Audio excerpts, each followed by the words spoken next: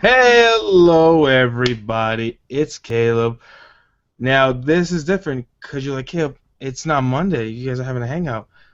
Today was a special day in Mhm. my life and every geek and nerd's life in America, people.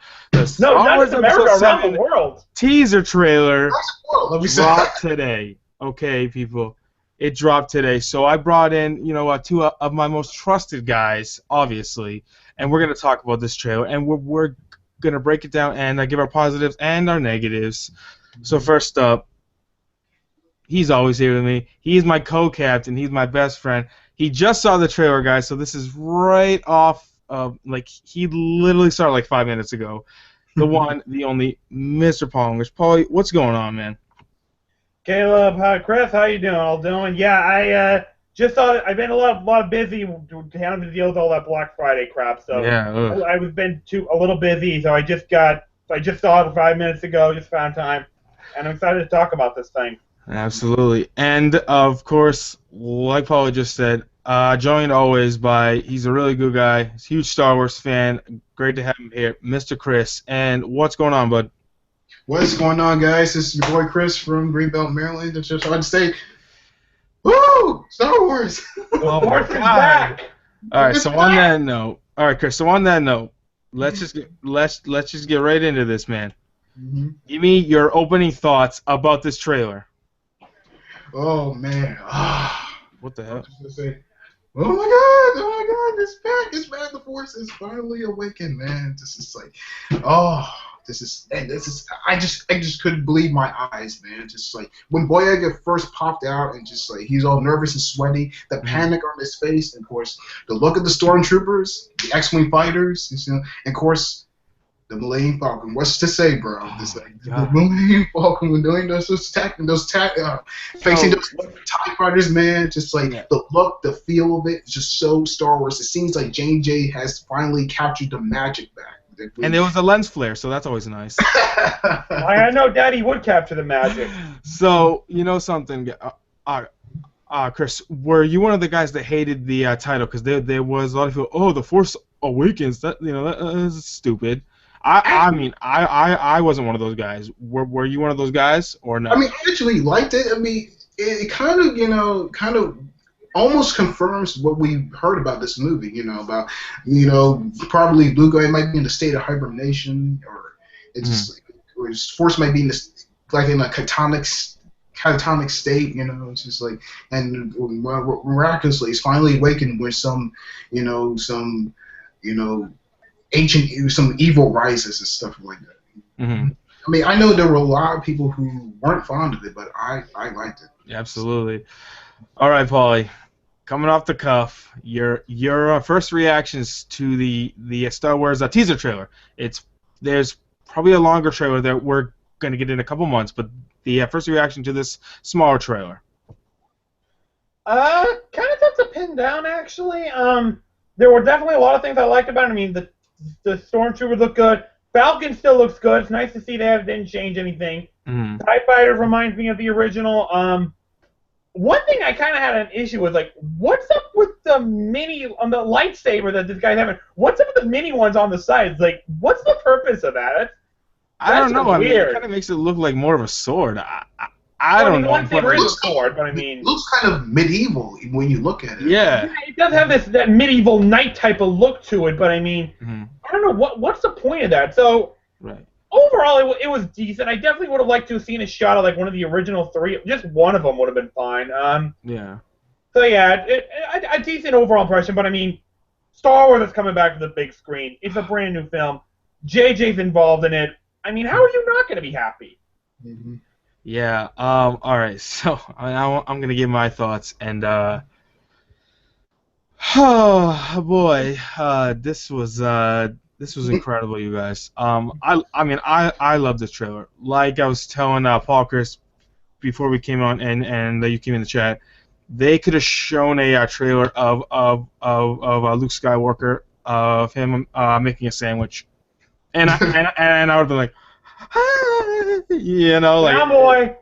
like it wouldn't have mattered what it was, but This felt like Star Wars. Like I told you earlier, Chris, in that chat, it felt like Star Wars again.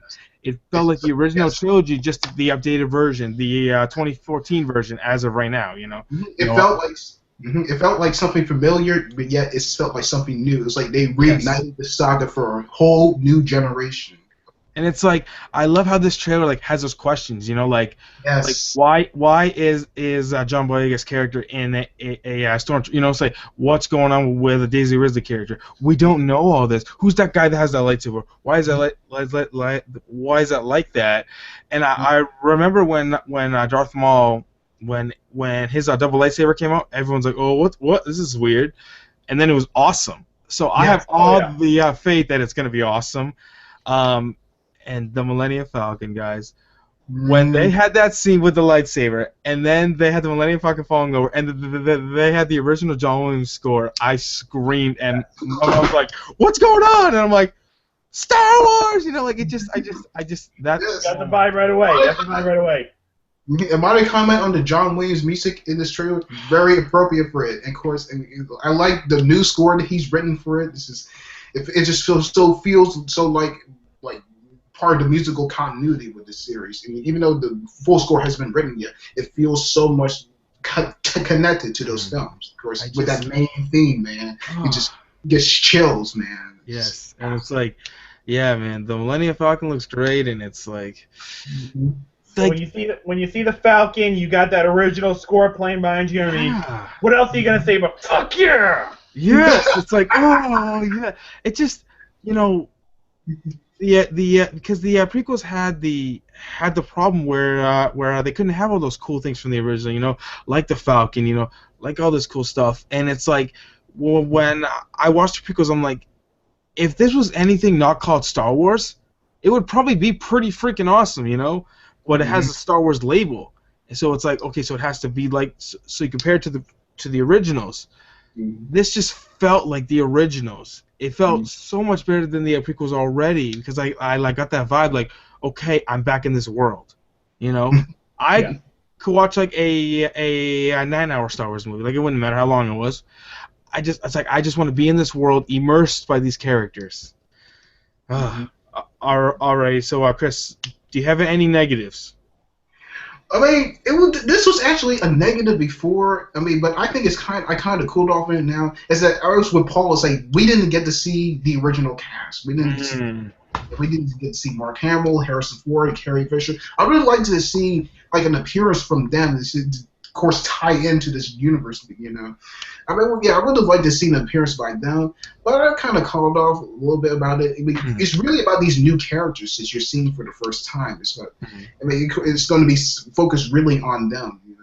I mean, I would suspect we're going to see that the big three at some point. I mean, excuse me, in some trailer later on. But I don't really have any negatives about it.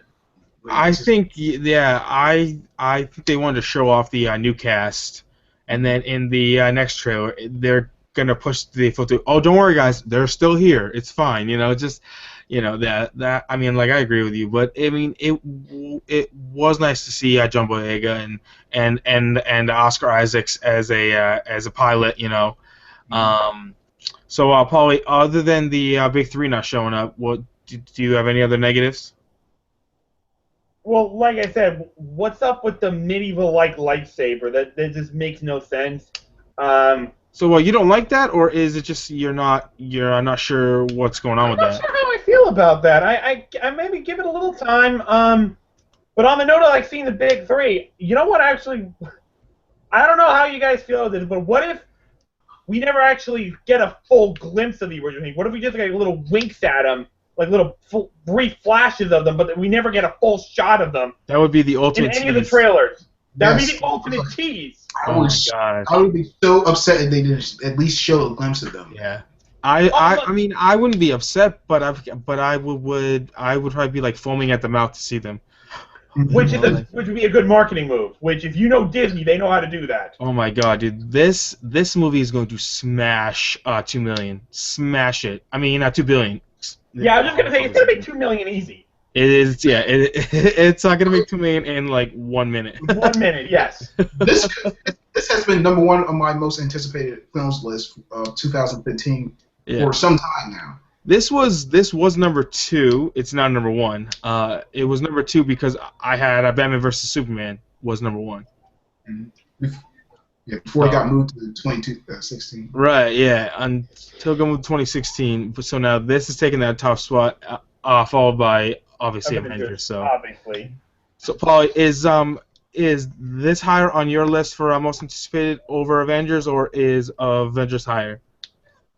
I mean, I'm definitely looking forward to Avengers, but I mean, I didn't grow up with the Avengers. I grew up with Star Wars. So this is definitely number 1.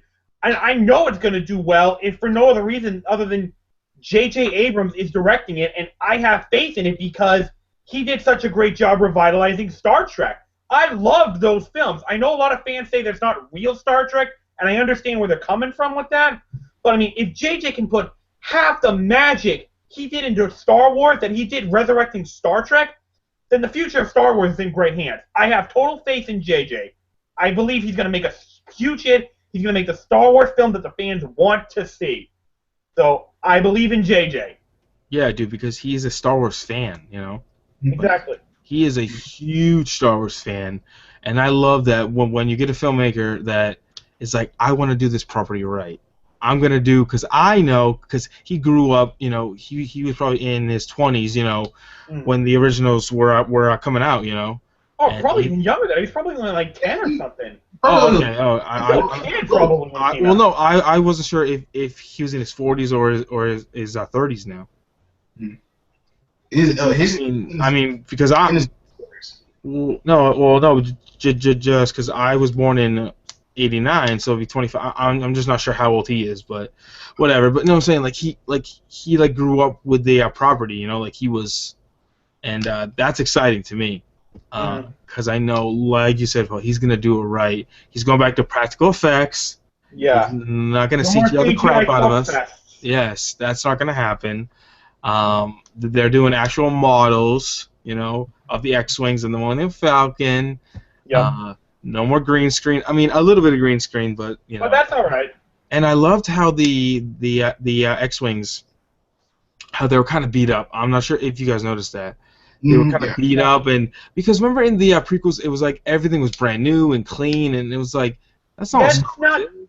What made the original trilogy so unique was the concept that George Lucas created, which you had never seen in science fiction before. It was the used future, where everything was just grimy and old. I mean, classic example. You can see Han Solo in Episode 5. The Falcon's not working. There you go. It works. Empire Strikes Back. He tries to turn the Falcon on, and it goes out again, and then he just gets a little nudge. It's like it's back on again. And that's like when Yoda pulls Luke's X-wing out of the swamp. I mean, and I dig it. It's like, okay, so that thing's gonna work now. That thing's gonna work now. Oh, okay, yeah, sure, why not? Yeah. No problem, right? Yeah, you know, it's like. But that's fine because everything wasn't perfect. Yes. It's not like, well, this is always going to work perfectly all the time, right? No, hell no. I mean, guys, we could ramble on about this so much, but I'm going to be cutting it here, guys. I got to get ready for work, but I just wanted to get these guys on with me to talk about this amazing trailer. Like my excitement for this was already so high. It's way higher now because now I know, because now there's something palpable that we can watch and just enjoy. Oh, I can't wait. So Chris, thanks for coming on with us, man. It's been a pleasure, man. Yeah. Star Wars, brother, come on. Star Wars all the way. All right, Paul. As always, my friend, it's always a pleasure. Likewise, I'll see you Monday. Yes, sir. So guys, this was a special event. I mean, I might try to do this in the future if there's our trailers that we like. But this was because it's Star Wars. I mean, my God, this deserved it. Absolutely. So make sure for checking us out, and you have a good day.